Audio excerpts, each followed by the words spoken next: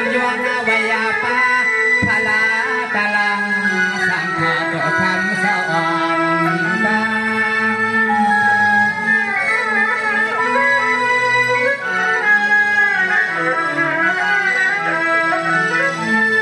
สวัสดีก่อนข้าเมื่อในข้าที่ไว้เสียมันพอมีมาตาละหอเมื่อในข้าที่ไว้กาพอมีมาตาละหอสวงนอเสาบินเสากามาตาขวางเมื่อลูกอยู่ป่าพายานายวนห้องความมาสอเสียงหังแหงแหง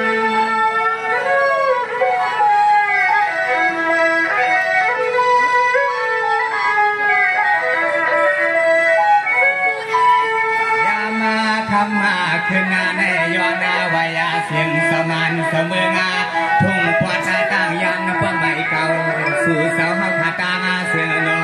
เชียนาตัวมาไปปันเทียงยางลูกสุ่มสักเสียงมาวันสวยใหญ่เขาปีเฮานอนที่สามเฮียตาพอประมันใหม่ๆย้อนหน้าห้องย้อนสอ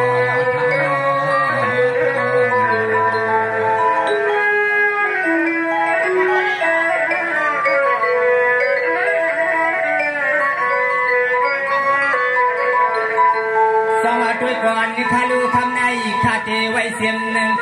เสาฮาวาข้าวาไล่ตัวนาข้าก็ผู้ในพิธาผลข้าเตยวานาปังเสียงขุนโลนังกะตังเสียงมันไปไผ่ใจไผ่หวังสู่เสาขึ้นกวางเที่ยววัดมาตีไว้ขึ้นเฮือนไม่คำป่ามอนเขานอน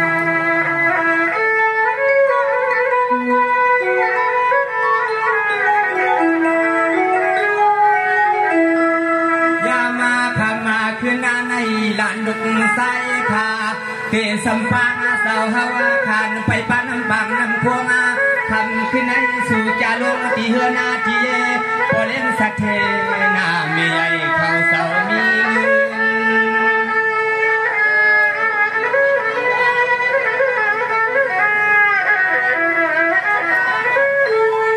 สวัสดีก่อนข้าลงเมื่อในข้าตีปังกาเสียมันสาวเขาไปเสียกว้างกลางอากาศ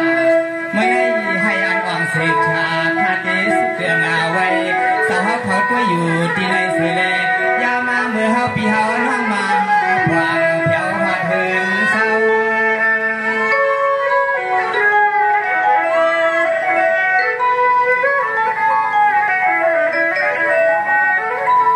สุมาสา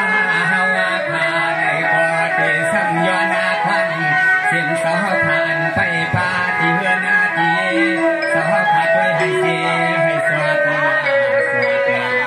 อันทันคือในฮาวาปีฮาวังมีความมาอ่อนสวดนาตาย้อนจวนย้อนความ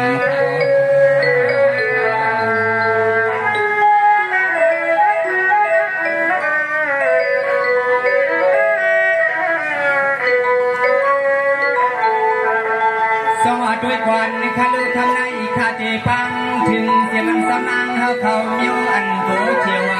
เมื่อในเสาอย่าปันมันเหี่ยวเสาเขาด้วยถึงในอาป่วยเขาเตะเฮตาเป็นกำตัวทงทรงอาสังสัวปีสุนเฮาปาตกนปาพายวังอันเข้ามาสัง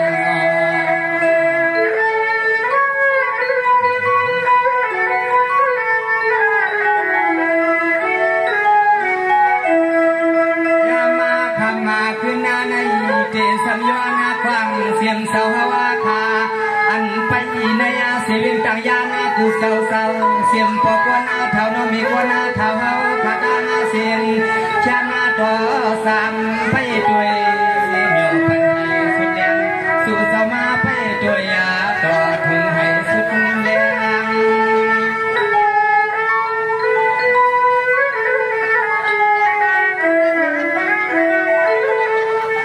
สวัสดีก่อนข้าลูกทำในข้าเจพังกาสอนไปไผ่หวังเสียมันสุรสักยาวังนางนันนุรานุมาอ้วนคำอ่อนเลยขึ้นในเฮาปีเฮานอย้อนจ่อเลยย้อนมวนว่านอปีให้มีข้อความมาว่านามันใส่ไว้ยาเกิน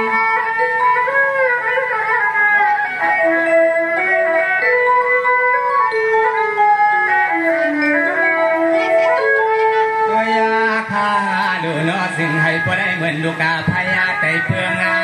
ให้พ่อได้เหมือนสาวเฮาขาอันไปบ้านไปเมืองอุกทิ้งงาสาวเฮาขาด้วยเป็นลูกยิ่งลูกชายให้สวัสดิ์นาสวัสดิ์อันขันขึ้นในฮาวาขาย้อนนาแล้วของสุดพอปามาทามีปวัดสุดย้อนนาให้พ่อได้เป็นที่ดอนไม้มังกาลาปันพิปันว่างฮาวาขาสึงให้พ่อหัดเยือนไม้ข้าเศร้าข้าเศร้า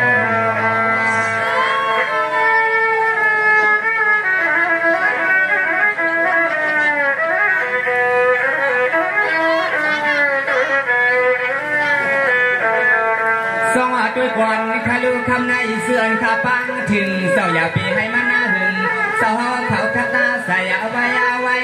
เสาเผียวถึงอันนี้มันภัยเพื่อนเสาเขามาเสาในเมืองตายานผู้พายไป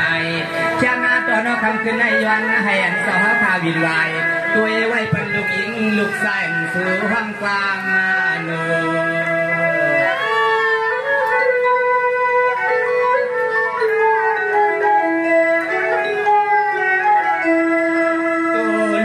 ใส่ขาเตียนสำย้อนให้พอได้เหมือนยำเตียนเศร้า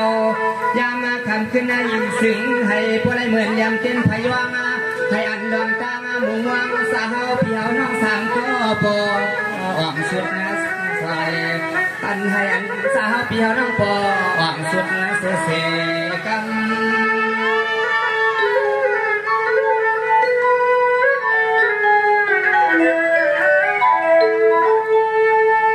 ตัวยากวันข้าเลือเมื่อในเลยว่าเป็นเสวันดีมังกาลาวันนั้นช่างจะเขียาวันนั้นก็เย็นช่างชากูร้องคำว่านาเล็กขึ้นในมีเสียเศร้าตาหน้าปักหน้าใหม่เก่าเขาว่าขาน้อยองเอาสิ่งสิคำมาว่าหน้าวางกับเนื้อครัง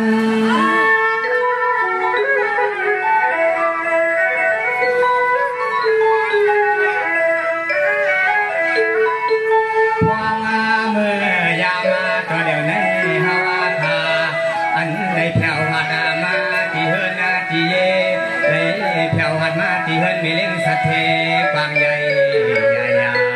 วันเมื่อในเป็นไว้วันนาคืนเฮือนนาอาเซียใหม่สู่สาวฮาวาธามาได้ยากันสู่สาวฮาวธามารู้สักกันนอ